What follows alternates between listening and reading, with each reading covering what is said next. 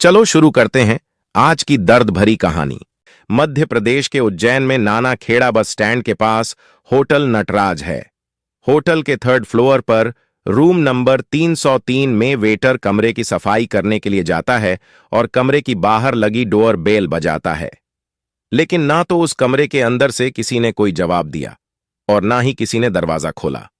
Waiter के बार बार bell बजाने पर भी जब दरवाजा नहीं खोला गया तो वेटर परेशान हो गया और सीधा होटल मैनेजर दुर्गेश जी के पास पहुंचा। होटल मैनेजर दुर्गेश जी दूसरे कस्टमर से बातें कर रहे थे।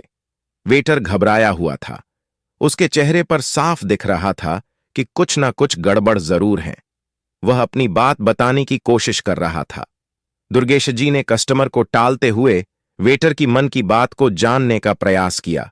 दुर्गेश जी ने उसे कहा, बोलो, क्या बात है? वेटर ने कहा, सर, कमरा नंबर 303 का दरवाजा नहीं खोल रहा है। हालांकि मैंने कई बार बेल बजाई और दरवाजा भी खटखटाया, लेकिन ना तो अंदर से किसी ने आवाज दिया, ना ही किसी ने दरवाजा खोला। वेटर ने मैनेजर दुर्गेश जी से कहा कि शायद उस कमरे में कोई है ही नहीं, लेकिन मैनेजर ने कुछ बोलने से पहले ही उसके पास बैठे हुए रिसेप्शनिस्ट ने जवाब दिया कि मैडम तो कमरे में ही थीं, लेकिन उनका साथी किसी काम से बाहर गया हुआ है। रिसेप्शनिस्ट ने मैनेजर दुर्गेश जी को बताया कि उस लड़की का साथी यह कहकर गया था, मैं थोड़ी देर में आता हूं, तब तक तुम लोग मैडम का ख्याल रखना। लेकिन उसे गए हुए काफी समय हो गया था और वह अभी तक वापस नहीं आया। रिसेप्शनिस्ट ने कहा कि मैं उसे अब भी फोन करता हूं। इसके बाद रिसेप्शनिस्ट ने रजिस्टर में रूम नंबर 303 के कस्टमर का फोन नंबर देखा और उसके नंबर पर फोन किया, लेकिन उसका फोन स्विच ऑफ था। रिसेप्शनिस्ट ने उसे कई बार फोन लगाने की कोशिश की, मगर उसका फोन हर बार बंद ही आ रहा था। रिसेप्शनिस्ट ने यह बात मैनेजर दुर्गेश जी को बताई।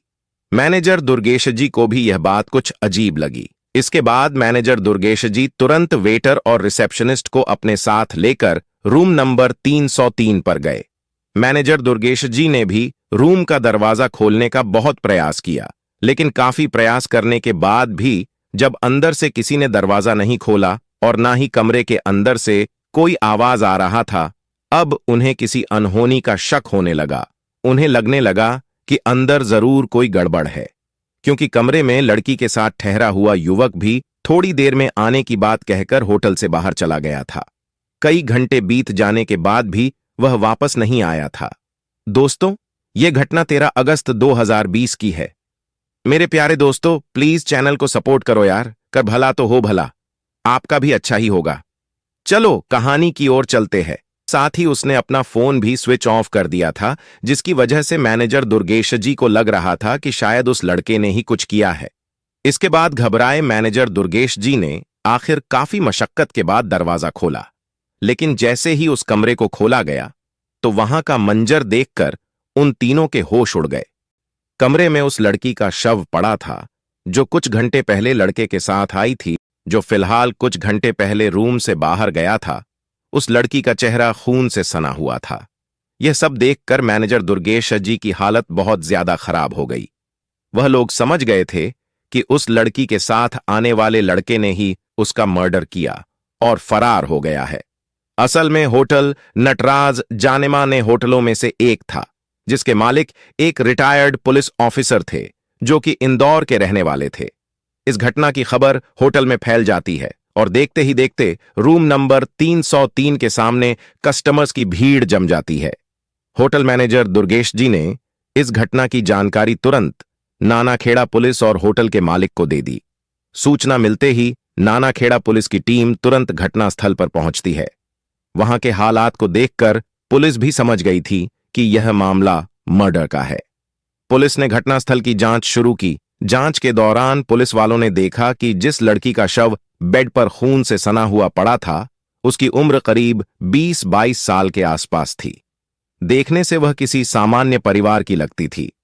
पुलिस होटल के स्टाफ से भी पूछताछ करती है। होटल मैनेजर दुर्गेश जी ने पूछताछ के दौरान पुलिस को बताया कि यह लड़की जिस लड़के के साथ यहां आई थी, उसकी उम्र करीब 23 साल के आसपास थी।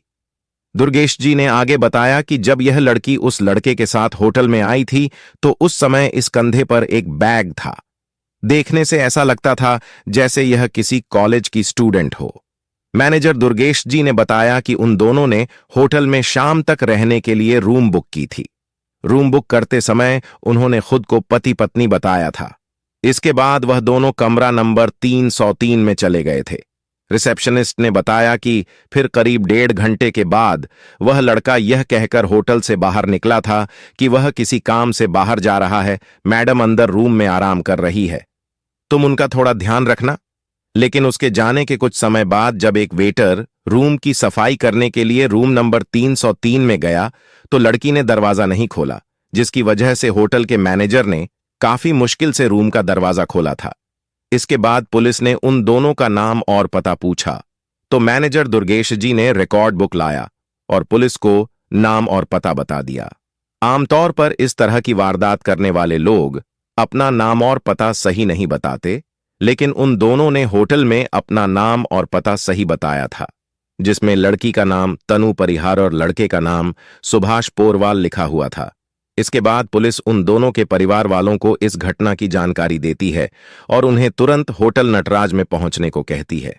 घटना की खबर मिलते ही उन दोनों के परिवार वाले होटल नटराज पहुंचते हैं, लेकिन जैसे ही तनु के घर वालों की नजर अपनी बेटी के शव पर पड़ी तो वह लोग दहाड़े मार मार कर रोने लगे। उन लोगों का रो रो कर बुरा हाल था, क्योंकि जिस तनु का मर्डर हुआ था, तनु का शरीर बुरी तरह जख्मी किया था। उसके गले पर एक निशान और उसके पेट पर 3 गहरे घाव के निशान थे, जो किसी तेजधार हथियार से किए गए थे। छानबीन करने के बाद तनु परिहार के शव को पोस्टमार्टम के लिए हॉस्पिटल भेज दिया और सुभाष के खिलाफ कत्ल का मामला दर्ज करके आगे की जांच शुरू कर दी गई। पुलिस भी तेजी से इस घटना की जांच करने में जुट गई थी। पुलिस ने मात्र 24 घंटे में ही सुभाष की लोकेशन का पता लगाया। नानाखेड़ा पुलिस ने आगरा पुलिस की मदद से सुभाष पोरवाल को अरेस्ट कर लिया और फिर उसे नानाखेड़ा पुलिस स्टेशन लाकर उसे सख्ती से पूछताछ की गई। सुभाष पुलिस के सामने तोते की तरह बोलने लगा। सुभाष ने बड़ी मुश्किल से 10वीं तक पढ़ाई की थी। इसके बाद सुभाष अपने पिता आत्माराम की तरह ही ऑटो रिक्शा चलाना शुरू कर दिया। सुभाष न्यू इंदिरा नगर कॉलोनी में रहता था। उसके घर के सामने ही तनु भी अपने परिवार के साथ रहती थी।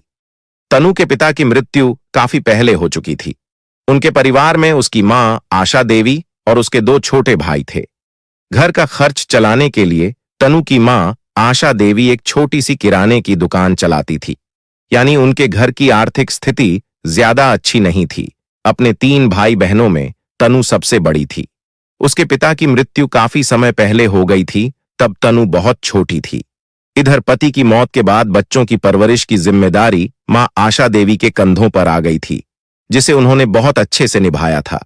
आशा देवी ने मेहनत मजदूरी करके अपने सभी बच्चों को अच्छी शिक्षा दिलाई थी।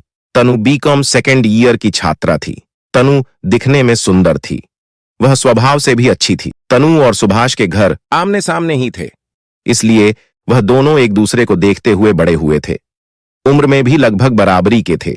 लेकिन तनु जब जवान हो गई तो सुभाष मन ही मन में तनु से प्यार करने लगा। सुभाष तनु के प्यार में इतना पागल था कि अपना काम धंधा भी अच्छे ढंग से नहीं करता था। उसके करीब आने के लिए अपने ऑटो का भी इस्तेमाल करता था। असल में जब तनु कॉलेज जाने के लिए घर से निकलती थी तो सुभाष पहले से ही उसके इंतजार में खड़ा रहता था। वो तनु को अपने ऑटो में उसके कॉलेज ले जाता और फिर उसे कॉलेज से वापस लेकर भी आता था। सुभाष तनु को उसके घर के करीब छोड़ देता था। उधर तनु भी अब धीरे धीरे सुभाष से प्यार करने लगी थी। इसके बाद उन दोनों को जब भी मौका मिलता तो वह दोनों एक साथ घूमने फिरने भी जाने लगे थे। समय के साथ साथ उन दोनों का प्यार काफी हद तक बढ़ चुका था। अब दोनों एक दूसरे के साथ शादी के सपने देखने लगे थे और जब भी वे दोनों साथ होते थे तो अपने शादीशुदा जीवन के बारे में बातें करते थे। तनु भी उन सपनों में खो जाती थी। दोनों शादी करके अपना घर बसाना चाहते थे। आखिर 9 जुलाई 2020 को, यानी इस घटना से 1 महीना पहले, दोनों ने कोर्ट मैरिज किया था। 23 जुलाई को गणेश मंदिर जाकर दोनों ने पूरे रीति रिवाज के साथ दोबारा शादी की थी। इस तरह सुभाष और तनु वैवाहिक जीवन के बंधन में बंध चुके थे। यहां तक तो सब कुछ ठीक था, लेकिन जब शादी के बारे में अपने घर वालों को बताने का समय आया तो सुभाष ने इस बात की जानकारी अपने परिवार वालों को दे दी। उसके परिवार वालों ने उन दोनों के रिश्ते को स्वीकार भी कर लिया था, लेकिन तनु मां को बताना चाहती थी, पर डर के मारे नहीं बता सकी। उसको मां का डर लग रहा था। भावनाओं में बहकर तनु ने सुभाष से शादी तो कर ली थी, लेकिन अब उसे बहुत पछतावा हो रहा था, क्योंकि अब उसे अपनी मां का प्यार और पिता की मृत्यु के बाद उसके लिए उसकी मां का जीवन भर का संघर्ष उसे याद आ रहा था। तनु को अब सुभाष का प्यार कम लग रहा था। उसकी मां ने उन तीनों बहन भाइयों को बहुत कठिनाइयों से पाला था। इन सब चीजों को देखकर वह अपनी मां से धोखा नहीं करना चाहती थी, इसीलिए उसने शादी का राज अपनी मां से छिपाए रखना ही सही समझा। लेकिन सुभाष तो तनु के साथ शादीशुदा जिंदगी शुरू करने को बेताब था। अब सुभाष तनु पर साथ रहने के लिए दबाव बनाने लगा, लेकिन जब शादी के बाद भी तनु उसके साथ रहने के लिए तैयार नहीं हुई, तो सुभाष के सब्र का बांध टूट गया। उसने तनु के खिलाफ एक खतरनाक प्लान बनाना शुरू कर दिया। इधर जब तनु को यह पता चला कि उसकी मां उसके लिए एक अच्छे लड़के का रिश्ता तलाश कर रही है, तो उसे लगा कि मां का दिल दुखाना ठीक नहीं है। लेकिन जब सुभाष को पता चला कि तनु की मां तनु के लिए लड़का तलाश कर रही है, तो उसे तनु पर और भी ज्यादा गुस्सा आने लगा, क्योंकि तनु पहले ही उसके साथ शादी कर चुकी थी, तो फिर वह किसी और से दूसरी शादी कैसे कर सकती थी, ऐसा सुभाष का मानना था। सुभाष ने तनु को समझाने की बहुत कोशिश की। वह तनु के सामने हाथ जोड़ता है, उसकी मिन्नतें करता है, कस्में वादे याद दिलाता। सुभाष उसके सामने रोता है। सुभाष की कोई भी बात सुनने के लिए तनु तैयार नहीं थी। लेकिन सुभाष ने मन में ठान लिया था कि तनु अगर मेरी नहीं हुई तो उसे किसी की नहीं होने दूंगा। तनु सिर्फ मेरी है। 13 अगस्त यानी घटना वाले दिन सुभाष का मन बहुत उदास था। वह एक बार तनु से मिलकर उसका आखिरी फैसला सुनना चाहता था। उस दिन सुभाष ने यह भी तय कर लिया था कि अगर इस बार भी तनु ने उसके साथ रहने से इनकार किया और अगर तनु ने किसी और से शादी करने की बात कही, तो वह उसे जान से मार देगा। इसीलिए सुभाष ने होटल नटराज को चुना। होटल नटराज में कमरा खाली है या नहीं, यह जानने के लिए उसने अपना नाम विकास बताकर पहले होटल के मैनेजर दुर्गेश जी से बात की। इसके बाद सुभाष ने तनु को मैसेज करके कहा कि तुमसे कुछ जरूरी बात करनी है।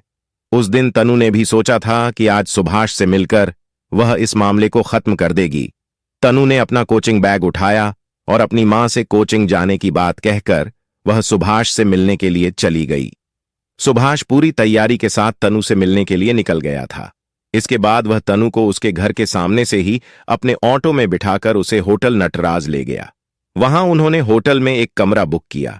फिर वह दोनों कमरा नंबर 303 में चले गए। कमरे में पहुंचकर सबसे पहले कॉफी मंगाई और सुभाष ने तनु के साथ फिर से अपनी शादी को लेकर बात करनी शुरू कर दी। लेकिन बात करते करते उन दोनों में बहस होने लगी। बहस का रूपांतर झगड़े में हो गया। तनु अपनी शादी को लेकर अपनी मां के फैसले को आखिरी फैसला बताते हुए अपनी बात पर अड़ी हुई थी। वहीं सुभाष भी गुस्से में आकर कहता है कि जब तुम मेरे साथ 2 बार शादी कर चुकी हो, तो फिर तुम तीसरी बार किसी और से शादी कैसे कर सकती हो। तनु सुभाष को समझाते हुए कहती है कि वह शादी हम दोनों की बहुत बड़ी भूल थी। तनु ने सुभाष से कहा कि अब मैं अपने परिवार के खिलाफ नहीं जा सकती, क्योंकि मेरी मां ने मेरे पिता के बगैर बहुत मुश्किल से हमें पाल पोस कर बड़ा किया है। तनु ने कहा कि मैंने पहले ही अपनी मां से छुपकर तुमसे शादी करके बहुत बड़ी गलती की है, लेकिन अब मैं तुम्हारे साथ रहकर दोबारा गलती नहीं करना चाहती। तनु ने कहा कि मैं अपनी मां को और दुखी होते हुए नहीं देख सकती, इसलिए मैं अब अपनी मां की पसंद के लड़के से ही शादी करूंगी। लेकिन यह बात सुनकर सुभाष भड़क जाता है। सुभाष का चेहरा गुस्से से लाल हो गया था। उसने कमरे में टहलते हुए तनु से कहा, तो क्या हम दोनों एक दूसरे को भूल जाएं? इस बात पर तनु ने गर्दन झुकाते हुए कहा कि हां सुभाष, हम दोनों के लिए यही ठीक रहेगा। लेकिन सुभाष ने चाकू निकालते हुए तनु से कहा कि तुम मेरी थी और मेरी ही रहोगी, मैं तुझे किसी और की नहीं होने दूंगा।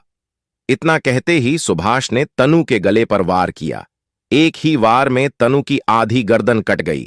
तनु चीखते हुए बेड पर गिर पड़ी। उसके बेड पर गिरते ही सुभाष ने उसके पेट पर भी कई बार चाकू से वार किए। तनु तड़प तड़प कर मर गई। सुभाष ने जब देखा कि तनु मर गई, तब काम का बहाना बनाकर वह होटल से फरार हो गया। वहां से निकलकर वह अपने ऑटो से पहले शाहजहांपुर बस स्टैंड पर पहुंचा, फिर वहां से बस से वह अपनी मौसी के घर आगरा चला गया। सुभाष पोरवाल से पूछताछ करने के बाद पुलिस ने मर्डर में इस्तेमाल किया गया चाकू, तनु का मोबाइल, रिक्शा को भी अपने कब्जे में ले लिया था। इसके बाद पुलिस ने सुभाष पोरवाल के दिए गए बयान और सबूतों के आधार पर उसे जेल भेज दिया। दोस्तों, इस घटना को सुनाने का मकसद किसी का दिल दुखाना नहीं है, किसी को परेशान करना नहीं है, सिर्फ और सिर्फ आपको जागरूक करना है, आपको सचेत करना है। दोस्तों, इस घटना के बारे में आपकी क्या राय है, कमेंट करें, और अगर हमारी मेहनत पसंद आई हो तो इस वीडियो को लाइक करें, शेयर भी करें। अगर आपने अब तक चैनल को सब्सक्राइब नहीं किया है तो हमारे चैनल को सब्सक्राइब कर लीजिए। धन्यवाद।